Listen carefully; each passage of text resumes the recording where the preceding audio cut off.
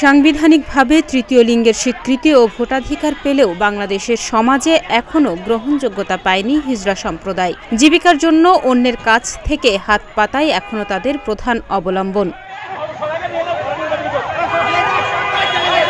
তবে টাকার জন্য উগ্র আচরণের অভিযোগও রয়েছে তাদের বিরুদ্ধে।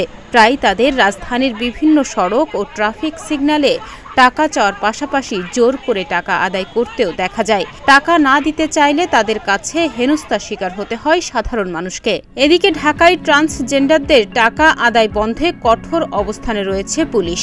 ট্রান্সজেন্ডারদের চাঁদাবাজির বিরুদ্ধে শনিবার দায়িত্ব পালনকালে ট্রান্সজেন্ডারদেরই হামলায় একটি চোখ হারিয়েছেন রমনা থানা পুলিশের উপপরিদর্শক এসআই মোহাম্মদ মুজাহিদ। শনিবার রাত 3:30টার দিকে রাজধানীর পরিবাগ এলাকায় এ ঘটনা ঘটে। রোববার দুপুরে রমনা থানার ভারপ্রাপ্ত কর্মকর্তা উৎপল বড়ুয়া জানায়, রমনা থানায় এসআই মুজাহিদ সহ পুলিশের একটি দল পরিবাগ এলাকায় ডিউটি করছিলেন। এ সময় ট্রান্সজেন্ডারদের একটি দল ছিনতাইয়ের চেষ্টা করেন।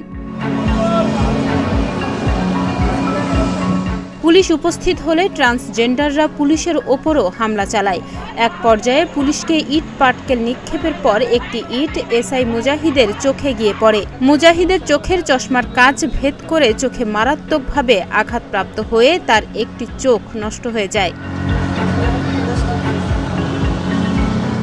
ওসি উৎপল বড়ুয়া আরও জানায়, ট্রান্সজেন্ডাররা বিভিন্ন রিকশা থেকে ছিনতাই ও অনৈতিক কাজ করায় শাহবাগ থানা পুলিশের একটি বিশেষ অভিযানে অংশ নেয় রমনা থানা।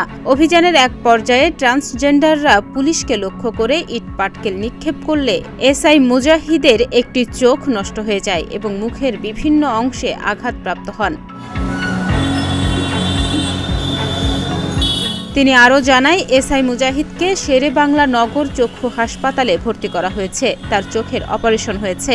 এ ঘটনায় জড়িত 3 ট্রান্সজেন্ডারকে আটক করা হয়েছে।